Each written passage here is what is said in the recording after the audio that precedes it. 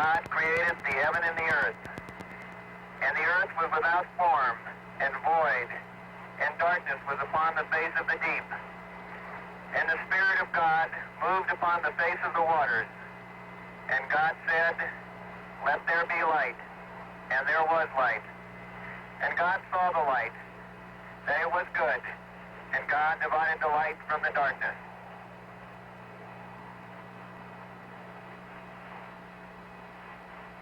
And God called the light day, and the darkness he called night, and the evening and the morning was the first day. And God said, "Let there be a firmament in the midst of the waters, and let it divide the waters from the waters." And God made the firmament, and divided the waters which were under the firmament from the waters which were above the firmament. And it was so. And God called the firmament heaven, and the evening and the morning were the second day.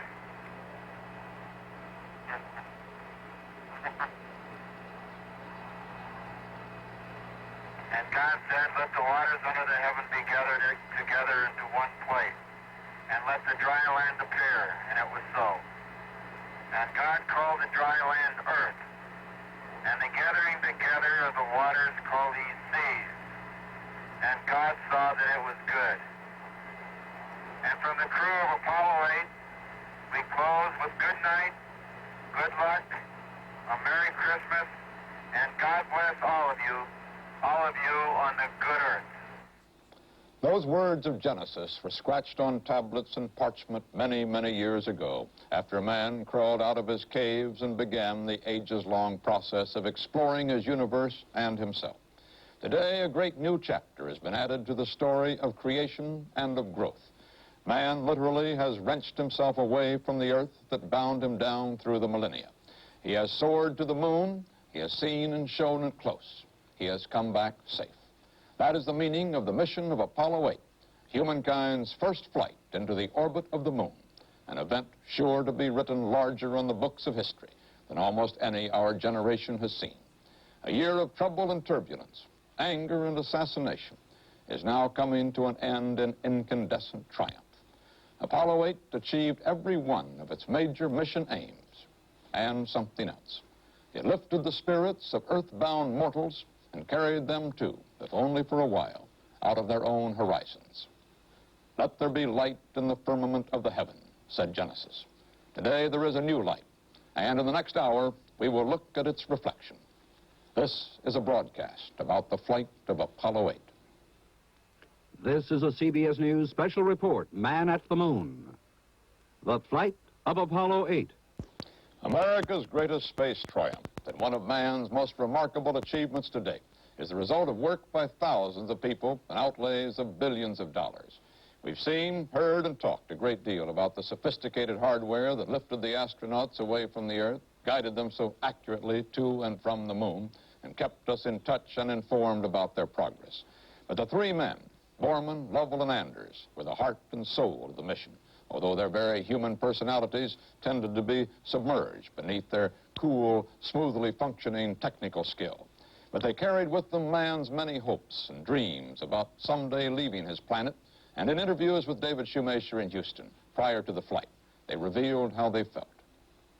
I'd like to be on the first team, and I think that friendly competition among groups, among nations, among people is always healthy. I think the competition which we have in space between the Soviet Union and ourselves is very healthy.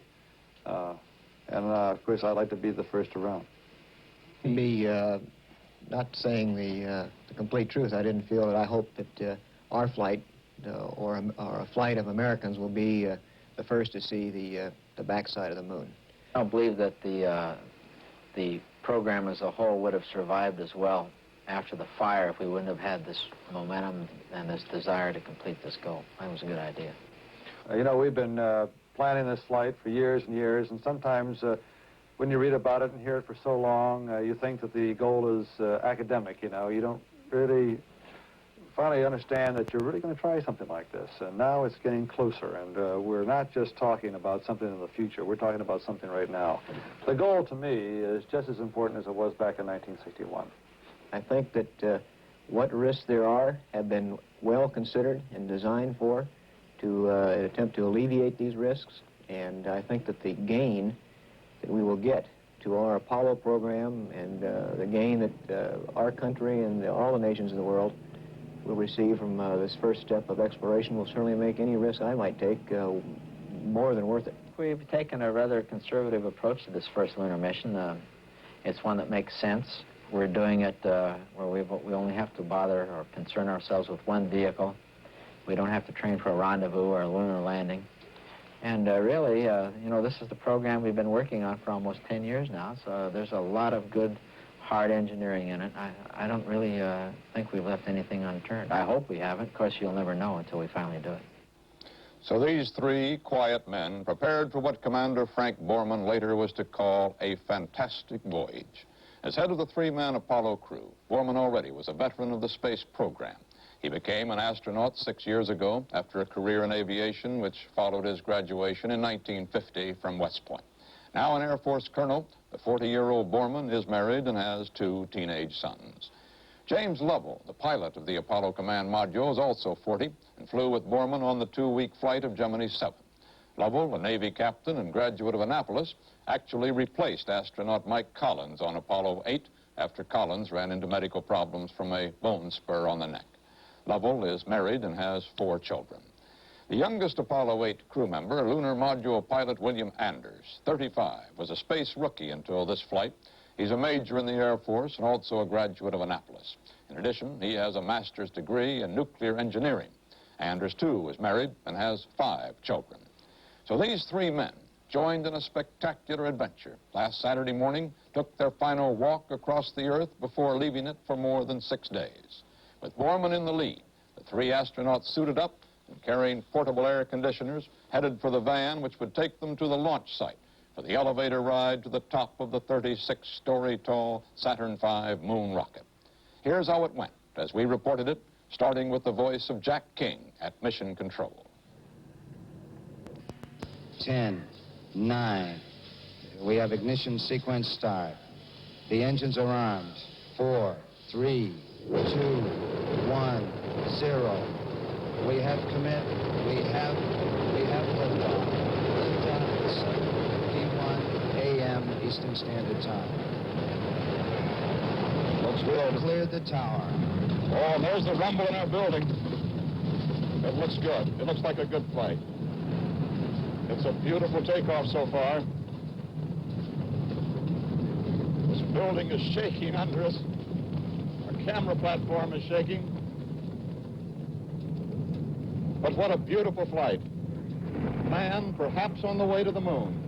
If all continues to go well. And our great VU cameras are picking up the spacecraft. 25 more seconds, the other 4 engines of the first stage should cut out. 2 minutes, 25 seconds. The rocket then will be 20 miles high and going 3,000 miles an hour.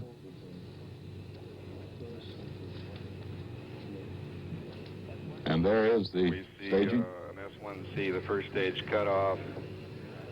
S2 has ignited, we can confirm. And the thrust looks good. All engines, all sources show the second stage is burning perfectly. 2.5 hours after that perfect liftoff came the historic decision. Go for the moon. And this is how it sounded. Apollo 8, Houston. Go ahead, Houston. Apollo 8, you are go for TLI, over. Roger, understand. We're go for TLI. Go for TLI, trans-lunar injection, meaning to fire up the third stage engine to drive the astronauts up to a speed of more than 24,000 miles per hour, break them free of Earth orbit, and send them off to where no man had ever gone, toward the moon.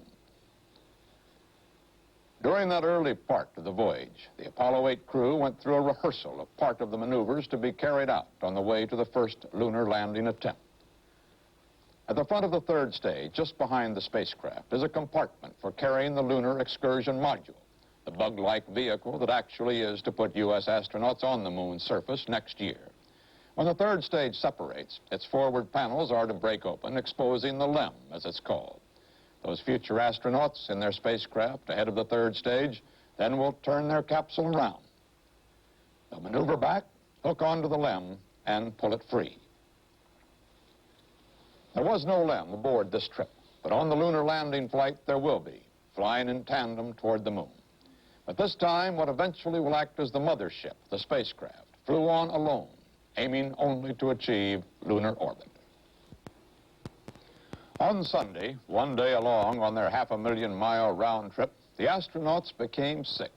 Borman apparently was hit by a 24-hour flu, while Lovell and Anders just weren't feeling well. But their illnesses quickly cleared up in time for them to send back the first of the long-awaited live television pictures. Initially, problems with the small camera's telephoto lens frustratingly resulted in man seeing his first long-range view of the Earth as a big white blob, although the interior shots of the spacecraft were just fine. Okay, we're rolling around to a good view of the Earth, and as soon as we get to the good view of the Earth, we'll stop and let you look out the window at the scene we see. Jim Lovell down in the lower equipment bay preparing lunch,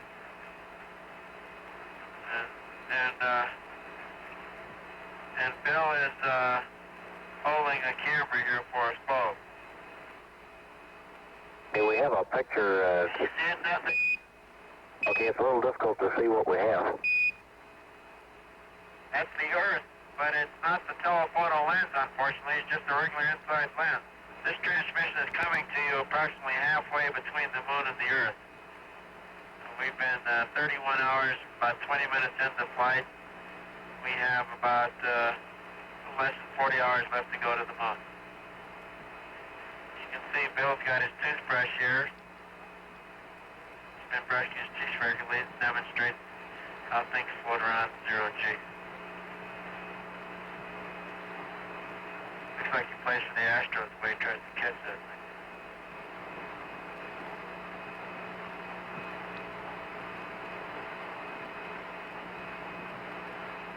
I certainly wish we could show you the Earth. It's a beautiful, beautiful view with predominantly blue background and just huge covers of white clouds, particularly one very strong vortex up near the terminator.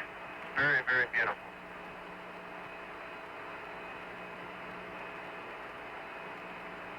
Happy birthday, Mother. Ground control told the astronauts how to fix the camera before the second telecast, which came Monday from more than 200,000 miles out. Hope that everyone enjoyed the picture that we're taking of themselves.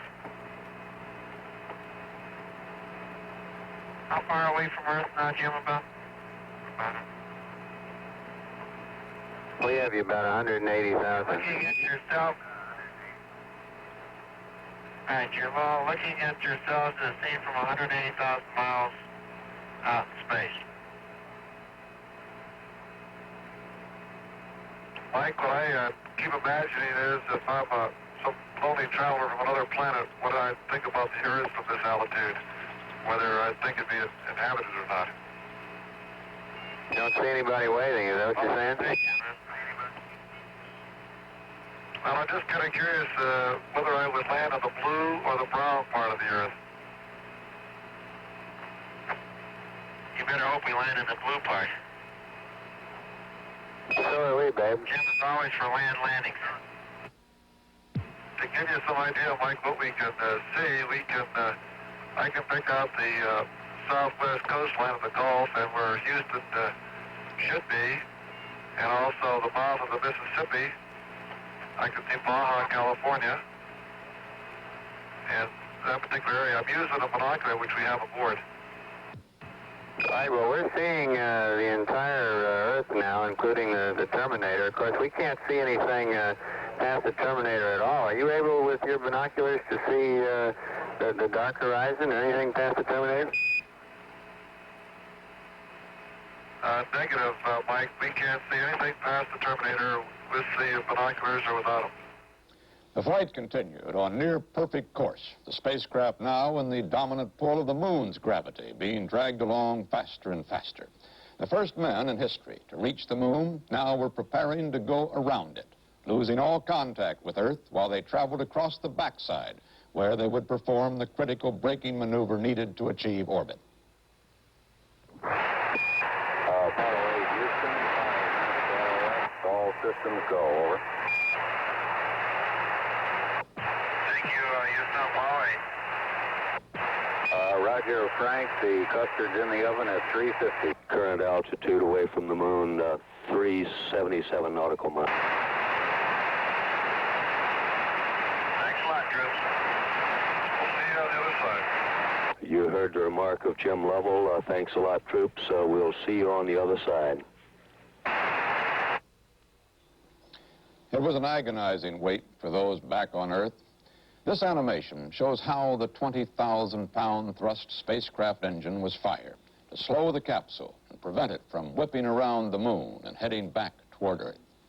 The initial blast was to put the Apollo 8 into an elliptical orbit, to be corrected later to a near circular path 69 miles above the lunar surface.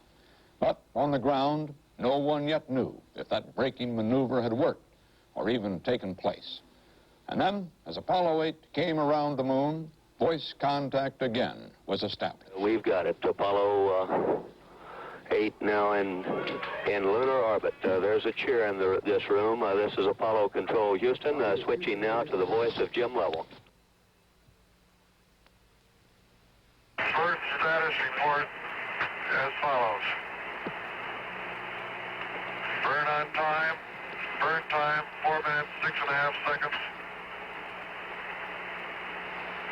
VGX minus 1.4.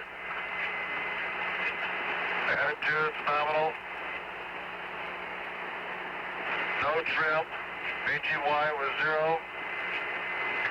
VGZ was plus 0.2. Yellow VC was minus 20.2. Orbit 169.1 by 60.5.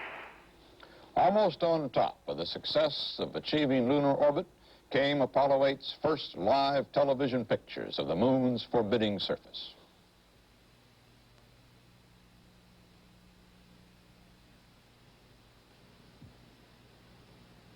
The moon is very bright and not too distinct in this area. I'll give you a shy of the horizon. Roger. How's that look? Is it on the top of your picture? Apollo 8, this is Houston. It's a good picture of the horizon. We can't see many terrain features as yet. There's a very new bright impact crater. Should be in the field of view now. Roger, Bell. Do you see it in the upper part of your screen? Hey, Bill, how would you describe the color of the moon from here? The color of the moon looks a very whitish gray, like dirty beach sand, and with lots of footprints in it. Don't these new craters look like pickaxes striking concrete, leaving a lot of fine haze dust? Jerry, as a matter of interest, there's a lot of what appears to be very small new craters that have these little white rays radiating from them. Roger, Jim. Looks like we just got... Roger, we're passing over the crater Borman. And there's the Inders out there. Level's right south of it. Roger. Jerry, another interesting feature, these small impact craters have dark spots in the center where it appears that they buried in and hit some new material down below that scattered a lot of fine white dust around them. Roger, understand, Jim.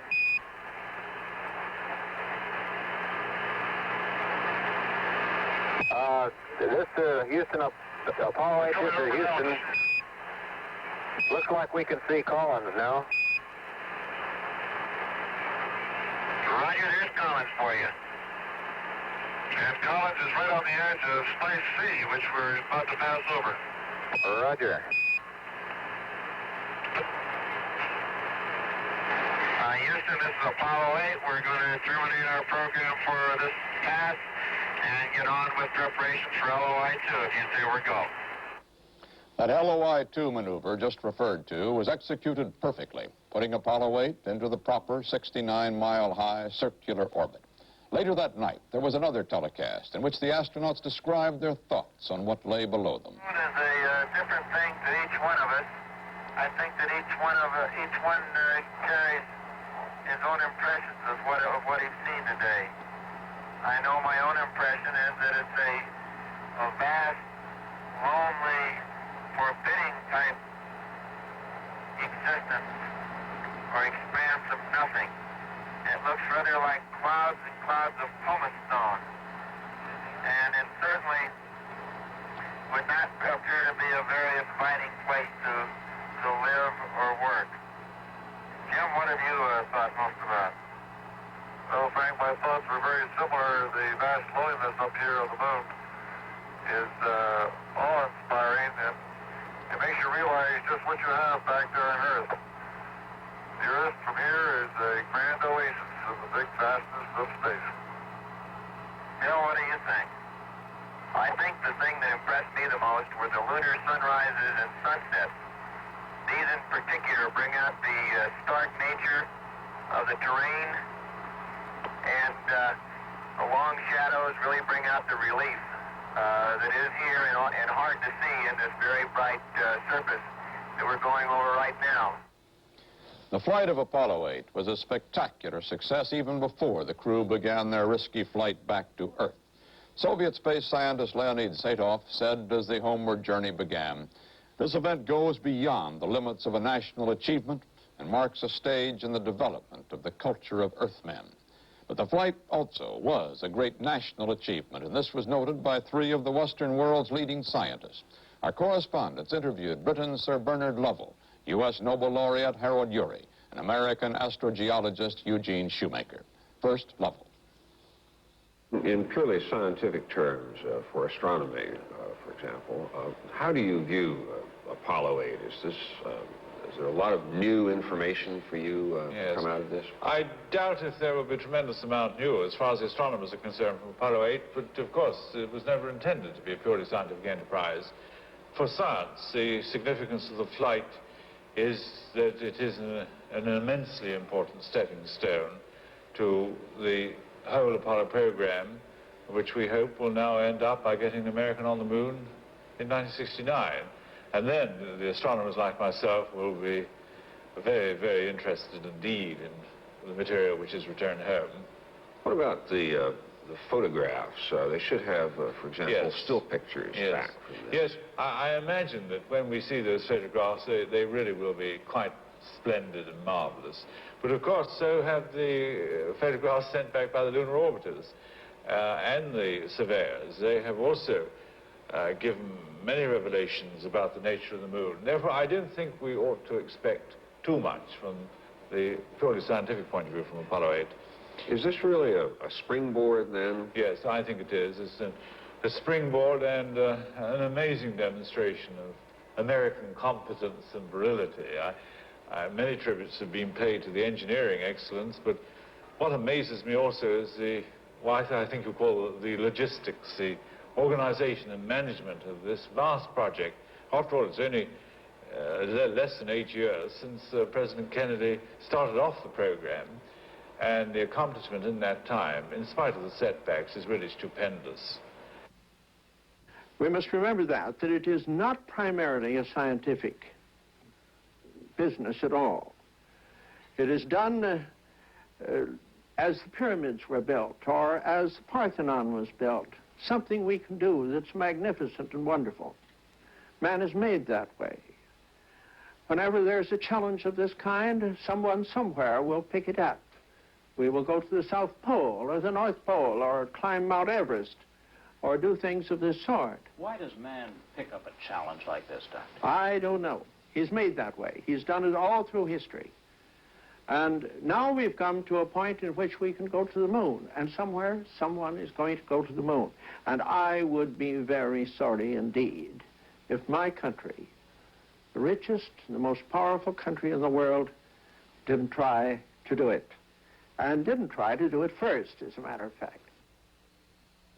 I think there's a much stronger purpose, a national purpose, in going into space. And that has to do with the fact that space is there now within our grasp. It's now within the possibility to be explored. We have the technique to do it, but it requires a great deal of effort. It's a very difficult thing to do.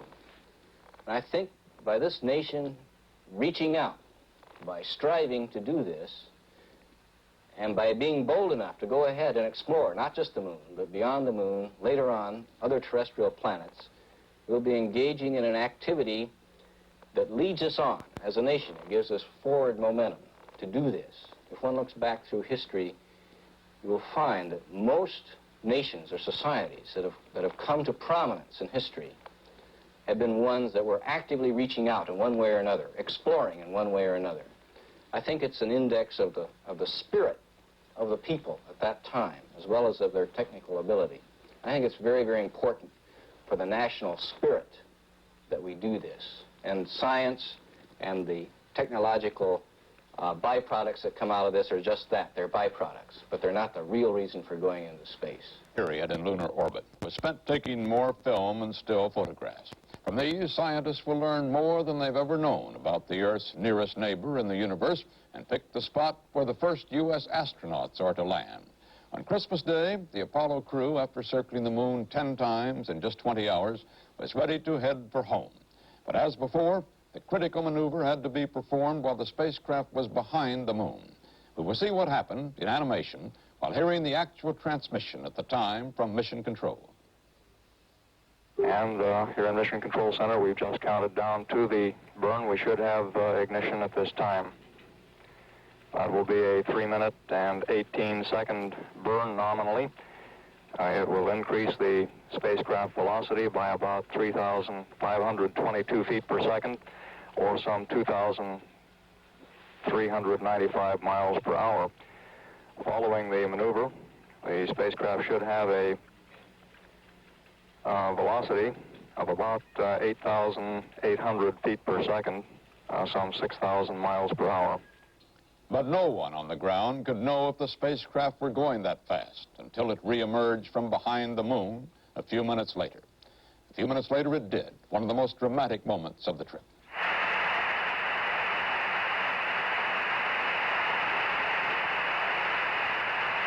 Apollo 8, over. Hello, Apollo 8. Loud and clear. Roger. Please be informed there is a Santa Claus. Later came a Christmas Day telecast. What we thought we'd do today was just show you a little bit about life inside Apollo 8. We've shown you the scenes of the moon, scenes of the Earth, and we thought we'd invite you into our home. It's been our home at least for 4 days. You can see on the instrument panel, we mark off each day on the instrument panel. We've 4 down and we're working on the 5th day. Of course, we're all looking forward to the landing on Friday. And down here in the part of the spacecraft that we call the lower equipment bay, we have the President's Advisor on Physical Fitness, Captain Jim Lovell, about to undergo an exercise program that we do every day. You notice that he floats around very freely, just bumping his head on the optics of our navigating.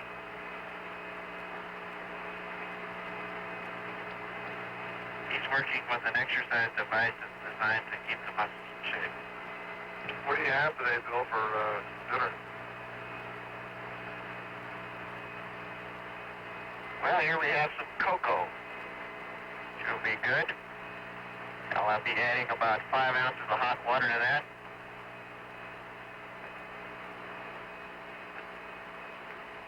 These are little sugar cookies.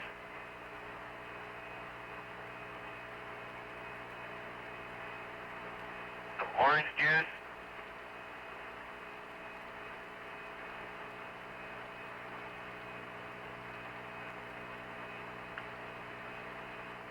Corn chowder.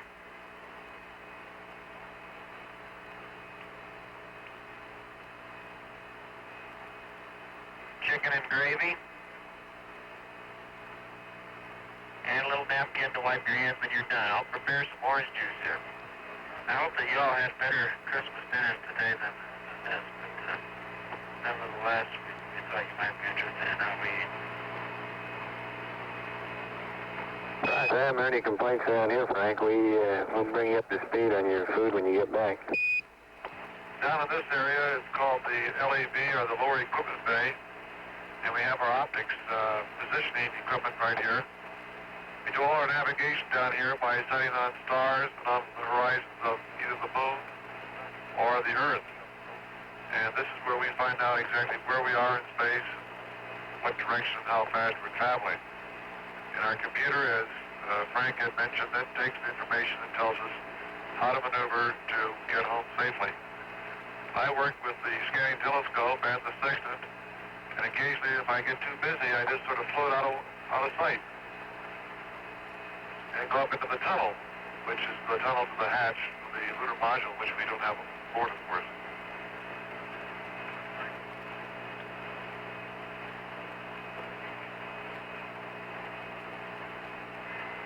Well, that's about all we have for today. Each and every one of us wish each and every one of you a very Merry Christmas. The next day, more than halfway home, the astronauts transmitted their sixth and last telecast from space. We hear first from Mission Control. This view from Earth with a telephoto lens at some 97,000 nautical miles. Down on the Earth here, so far out in space, I think I must have the feeling that the travelers in the old sailing ships used to have. You're going on a very long voyage away from home, and now we're headed back. And I have that feeling of being proud of the trip, but still happy to be going back home and back to our home port. And that's what you're seeing right here. Roger, Bill. We'll sure be glad to get you back, too.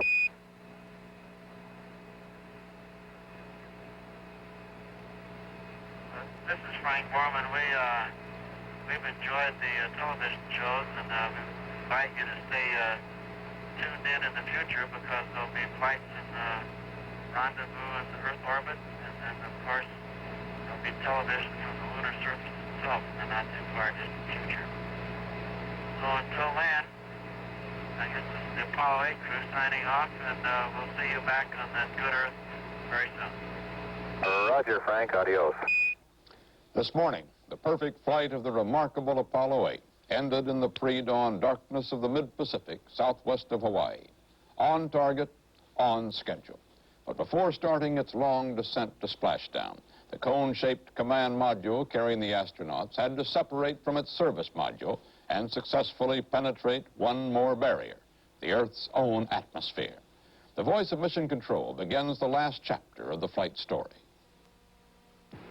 The flight director has confirmed separation of the command module and the service module. We've been looking at data on the command module alone, and all the values look quite good. The total blackout we're predicting this morning is on the order of 3 minutes. But since we have very little experience re-entering at these velocities, we must caution you that those are only estimates. And we have lost signal. Our network controller says we lost signal at 1:46 minutes and with very nearly 46 seconds.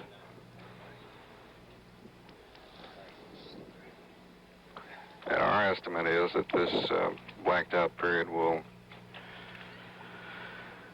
continue, or let's see, 3 minutes.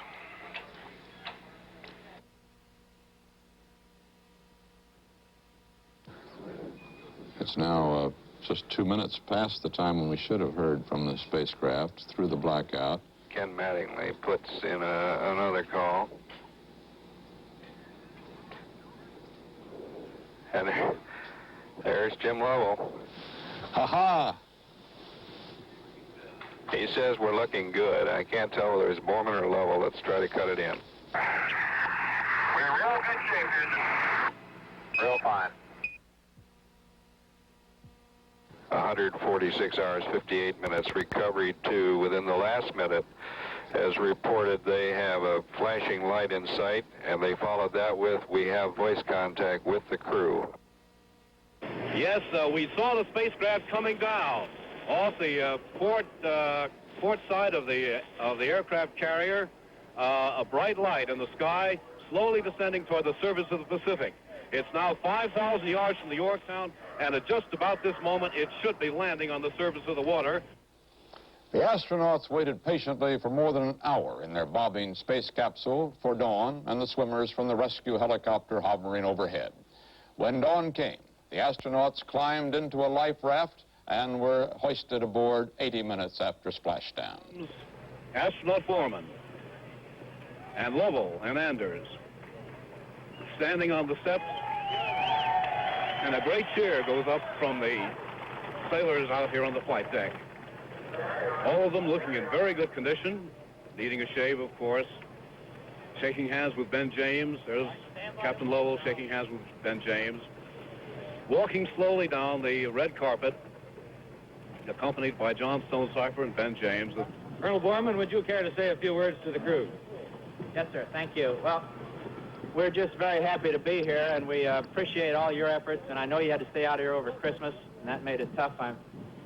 Jim and I always seem to fly in December. We made it home before Christmas in '65, but we can't tell you much how much we really appreciate you being here and how proud it is for us to participate in this event, because thousands of people made this possible, and I guess we're all just part of the group.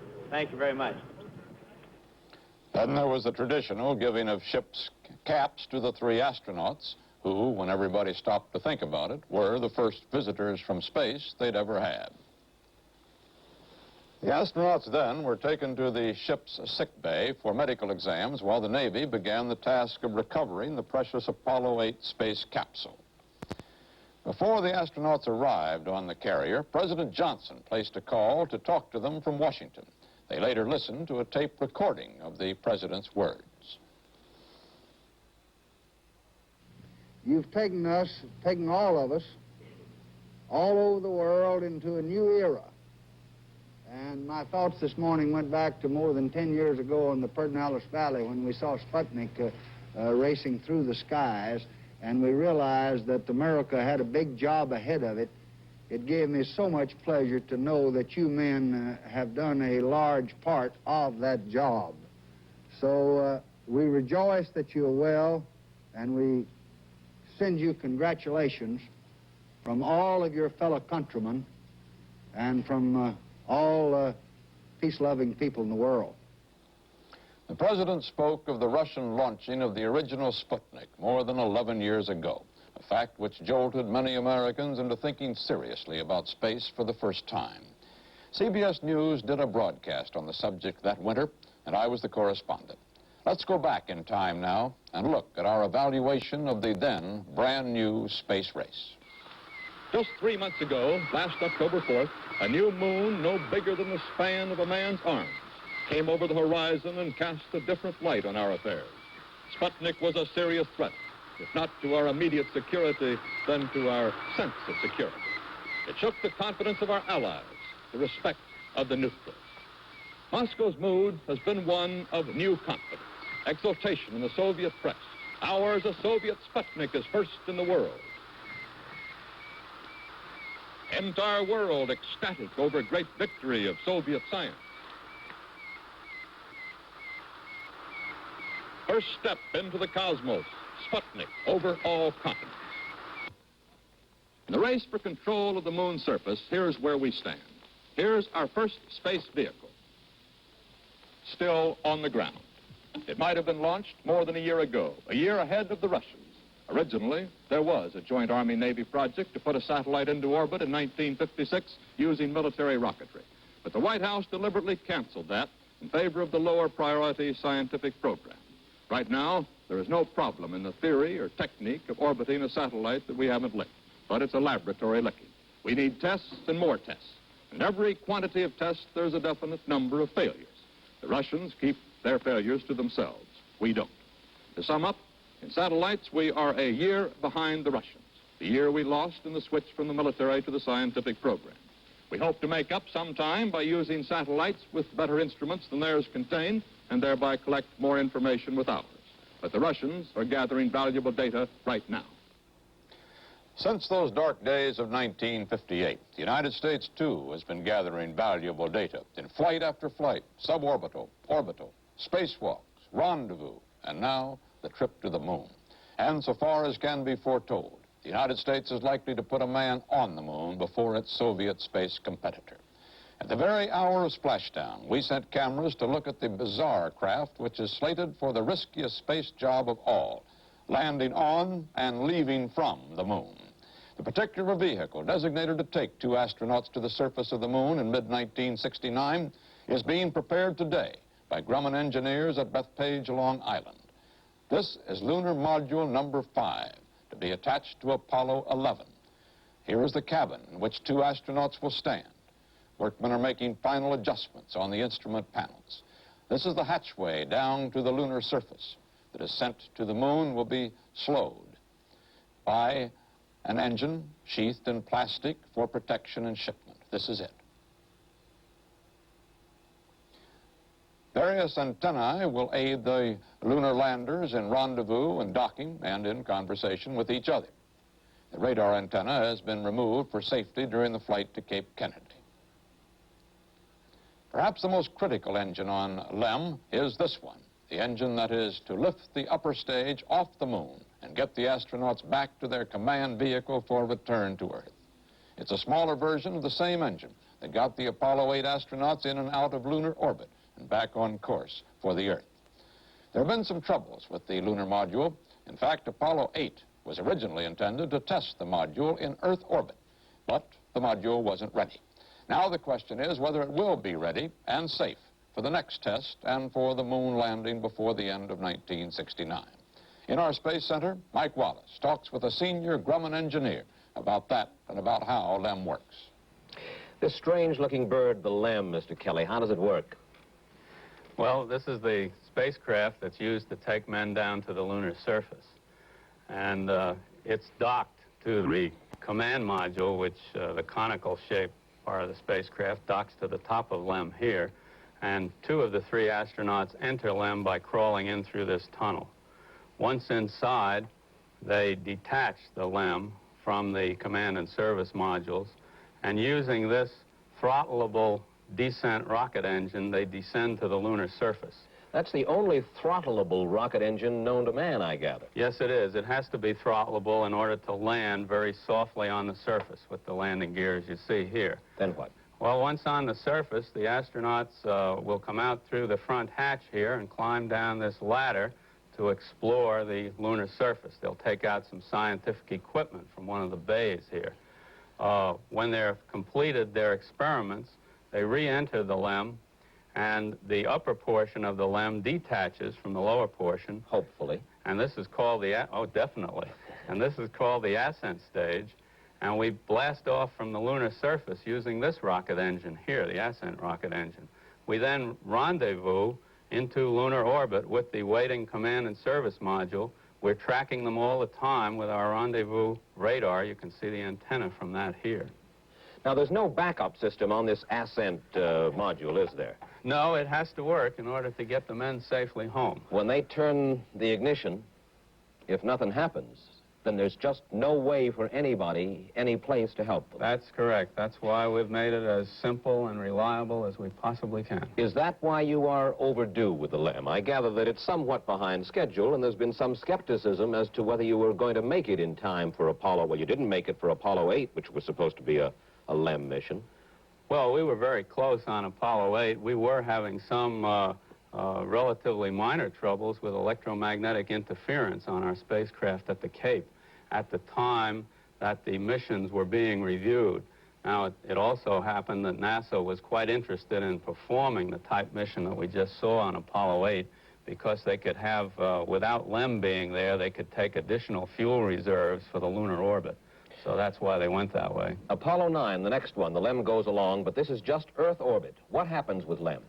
LEM will rehearse in Earth orbit all the steps except actual landing for the lunar mission.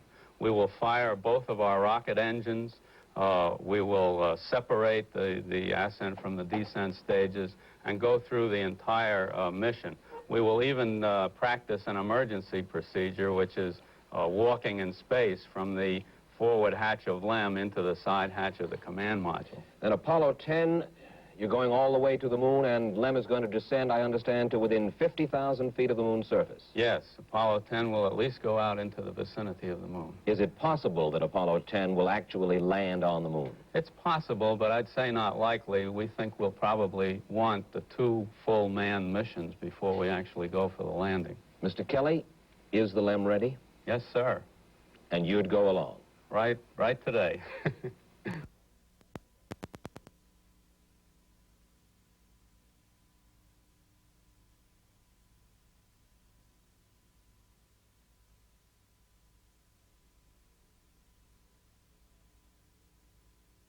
First astronaut aboard will be the commander, astronaut Pete Conrad, who sits in the left-hand seat. He will be followed by the lunar module pilot, Alan Bean, who sits in the right-hand seat.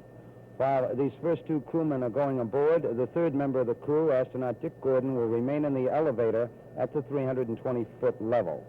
He will be in the company of a suit technician, and as the progress of the 2nd astronaut, Alan Bean, is accomplished, as he's brought aboard, Dick Gordon will be called across the swing arm and will be the 3rd member of the crew to come aboard. The transfer van now departing from the crew quarters at the Manned Spacecraft Operations Building here at the Kennedy Space Center on the start of the trip to the launch pad. We're at 3 hours, 10 minutes, 20 seconds, and counting. We'll go on the Apollo 12 countdown at this time. This is Kennedy Launch Control.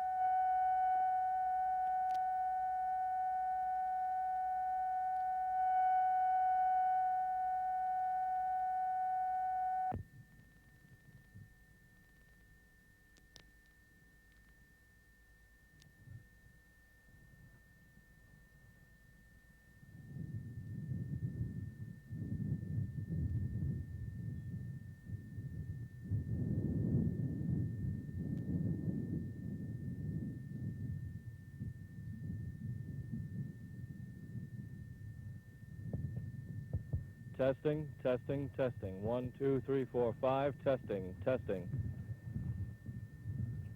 You are right there. Now, if you're blocked by these 2 buses, in case of emergency, if you have to get out before the motorcade leaves, we'll lift the rope and get you right out that way. Okay, good, Jack. I don't think I'll have That's the only place we get. Okay, good. Go right back in and load. All right, good. That's nice. You guys can do anything, can't you? I appreciate it, Jack. Testing, testing.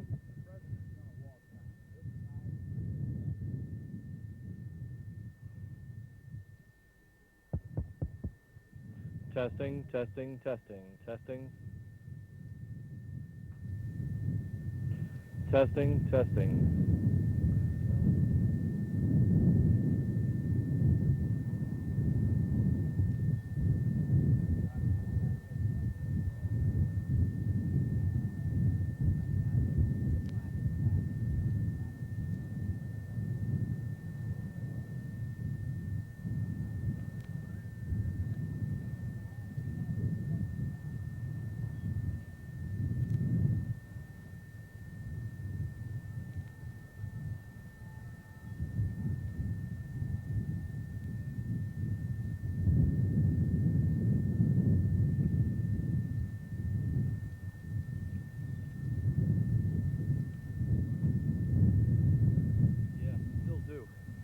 in a studio.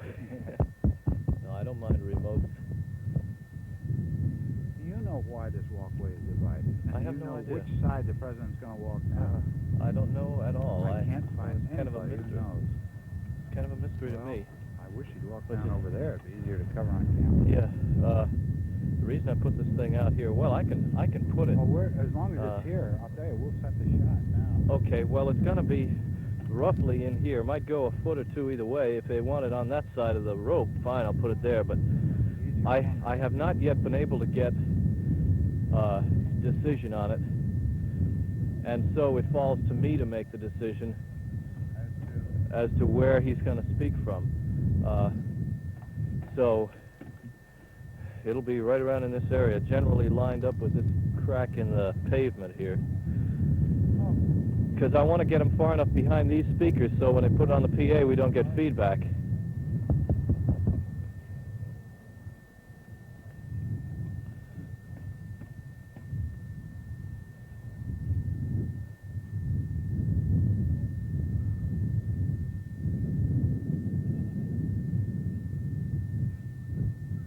Huh? What? Okay, I'll go crank it up, and then will I send it back to you and we can test it? I'll crank up the level. Huh? What do you mean they won't send it back here? They're supposed to. They're supposed to. It's to the PA system. Fine, let's have it. That's what we intended. If the president speaks, that's exactly where we want it to go, all over the whole place. Over the PA system here, and they can pipe it anywhere they want, because it's public remarks. It's not off the record.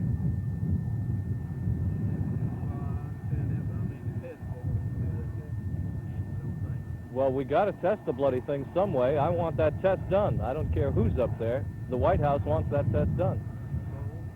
I'll give them a higher level. I'm gonna make a test count, maybe 1 through 10, and then back down to 0. Right. Right, just like if the president was talking. It'll be a short test. They're probably hearing what I say now, so that's why I'm close up to the microphone. It'll be a short test. I'm not going to talk very long. I just want to make sure this PA system works. Thank you. Okay, I'll go turn it up now.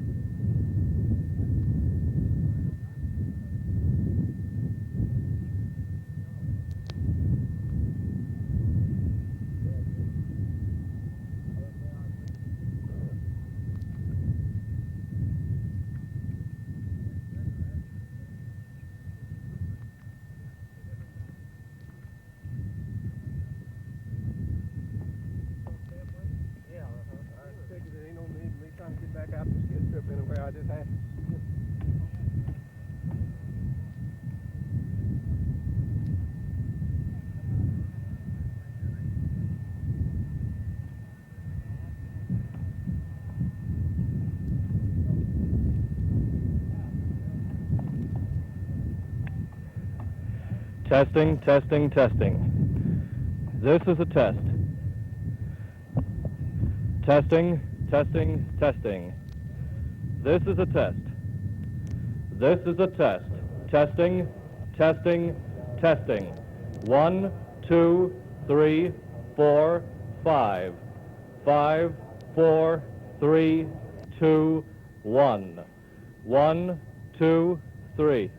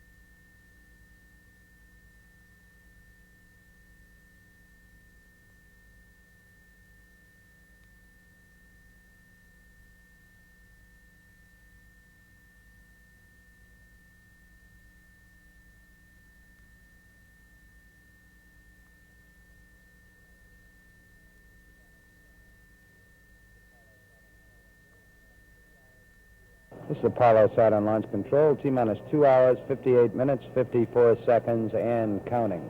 The Apollo 12 crewmen aboard their transfer van now going down the last leg on their trip to the launch pad. They're on the main road now. They've gone past the Launch Control Center and are heading down. They'll be coming up shortly on the Mobile Service Structure Park site, and then we'll make the turn toward Pad A. It's about 18 minutes that we give the transfer van to make the trip from the crew quarters to the launch pad. Once the astronauts do arrive at the pad, they'll board one elevator that will take them inside the mobile launcher and a second high-speed elevator that will take them up the mobile service structure to the 320-foot level from where they will board their Apollo 12 spacecraft. The backup command module pilot, Al Warden, is aboard the spacecraft at this time, as he has been for the last 30 or 40 minutes or so, performing final checks of switches and the water and environmental control system in preparation for the arrival of the crew. Standing by in the White Room, awaiting the arrival of the astronauts, are the pad leader, a command module technician, and a quality control representative. We expect the crew to board the spacecraft starting at the 2-hour, 40-minute mark in the count. This is the way it is according to the book, which would be some 17 minutes from this time. It could be earlier, depending on their arrival. We had some rain in the launch pad area. It's difficult to tell whether it is still raining at this time in the pad area. However, the weather forecast still stands as acceptable for our launch attempt at 11:22 a.m.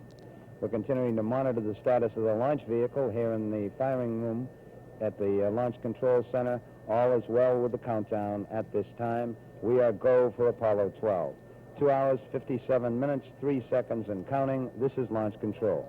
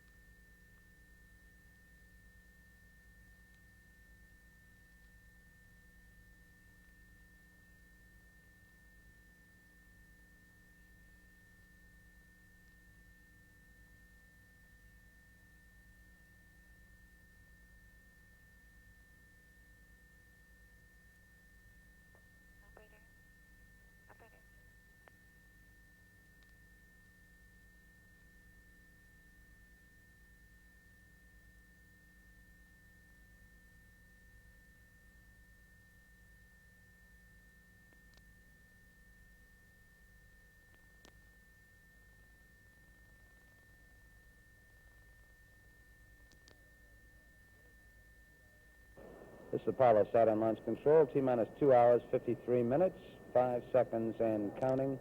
The prime crew for Apollo 12 now has arrived at the launch pad. The 3 crewmen are aboard the first of 2 elevators they'll use to get to the 320-foot level. They're now joined in the elevators by the 2 suit technicians. The first elevator will take them to the A level inside the mobile launcher.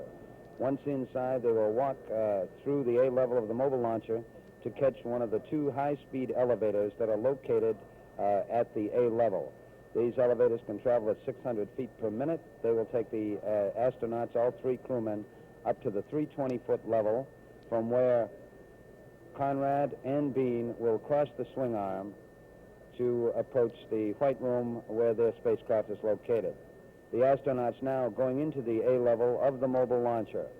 They step across a bulkhead, walk down a short hall, and then aboard a waiting elevator. This elevator is controlled by the capsule communicator here in the firing room, who is astronaut Paul Weitz for this mission. The Apollo 12 astronauts now going down the hall. They'll board the high-speed elevator and should be up near the spacecraft shortly. 2 hours, 51 minutes, 48 seconds and counting. This is launch control.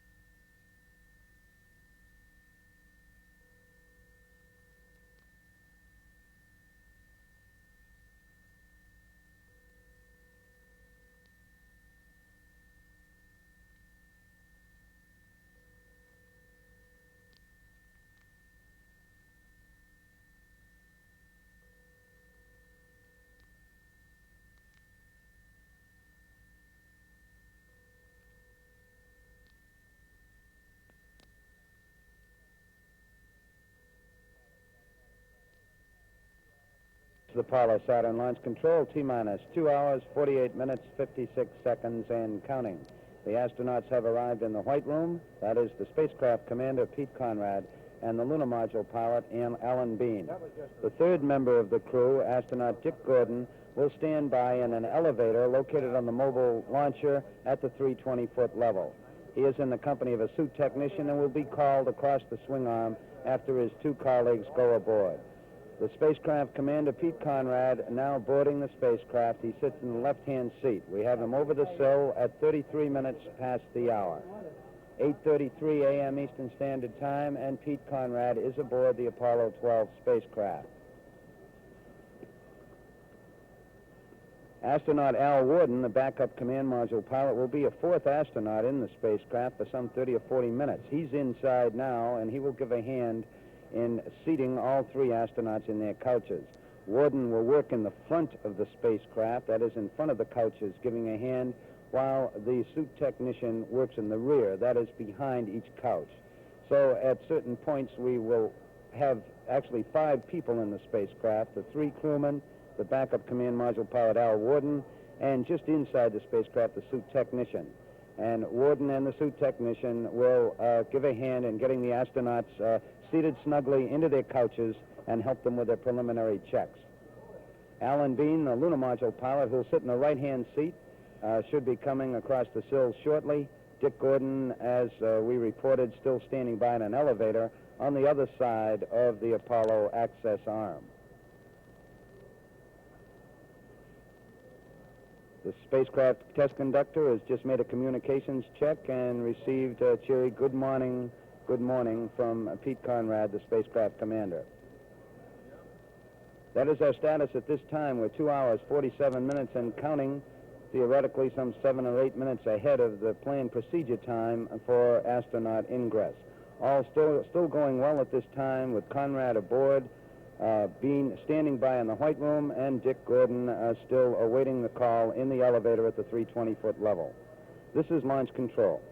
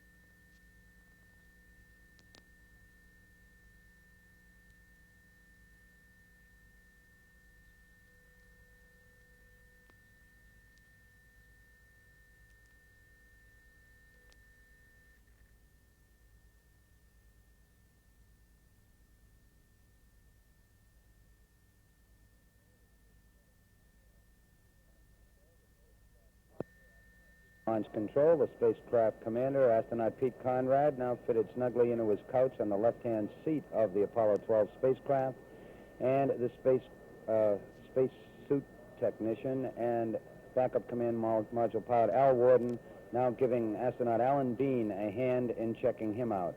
In each case, as an astronaut is brought in to the spacecraft, he goes through the same sequence, that is to hook up a communications cable, then actually hook the astronaut and his pressurized garment into the suit circuit system of the spacecraft to bring the oxygen flow to the suit.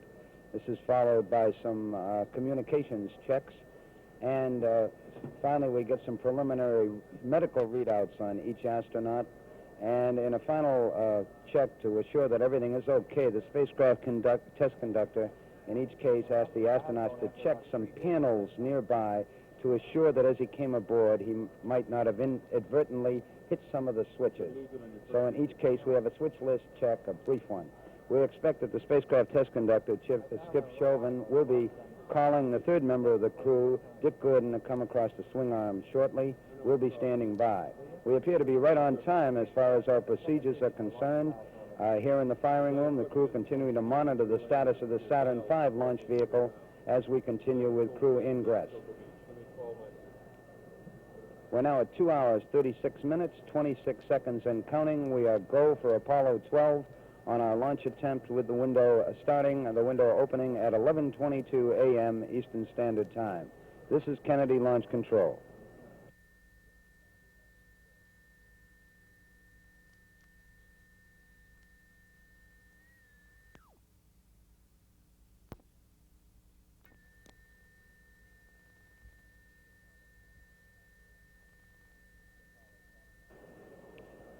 This is Apollo Saturn Launch Control, T-minus 2 hours, 28 minutes, 55 seconds and counting.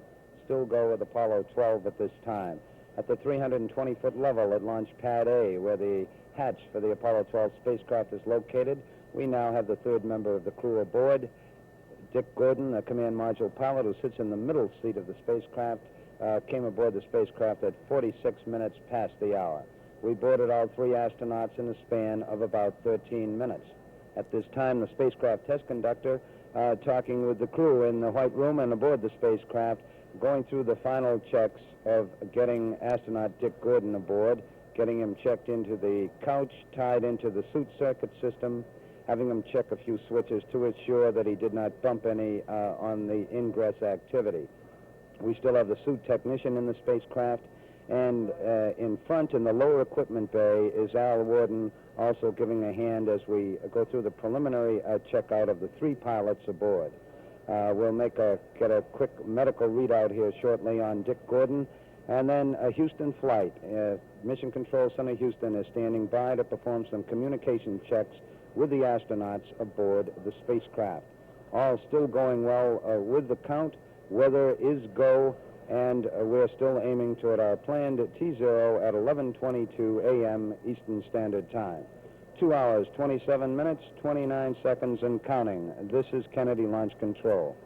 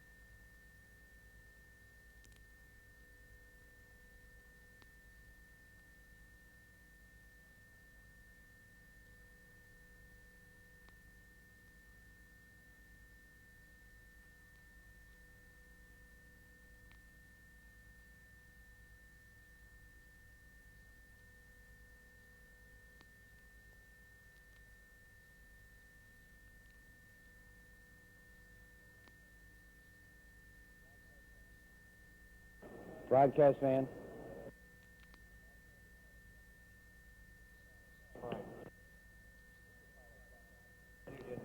This is Apollo Saturn Launch Control at T-minus 2 hours, 18 minutes, 35 seconds, and counting. Still proceeding on schedule, in fact, a few minutes ahead of schedule in our preparations for the launch of Apollo 12. Our checkout in the spacecraft command module going well at the 320-foot level. We've just had Al Warden, who was for a while the fourth astronaut aboard the spacecraft. He has just come out after giving the three prime pilots a hand on their preliminary checkouts. We'll be ready in a short while here, perhaps a little ahead of time, to close the hatch. And we'll be coming up with some more command checks from the Mission Control Center in Houston. These are checks in which Houston can send commands to the spacecraft, and the astronauts confirm that these commands have been received and actually accepted by the spacecraft computer. This is a requirement, of course, for launch, that following liftoff, if necessary, direct commands could be sent from the ground to update the spacecraft computer. Our countdown still going normally here in Firing Room 2, the crew continuing to monitor the overall status of the Saturn V launch vehicle, keeping a close eye on the various propellants aboard, and all our propellants are stable as the countdown continues.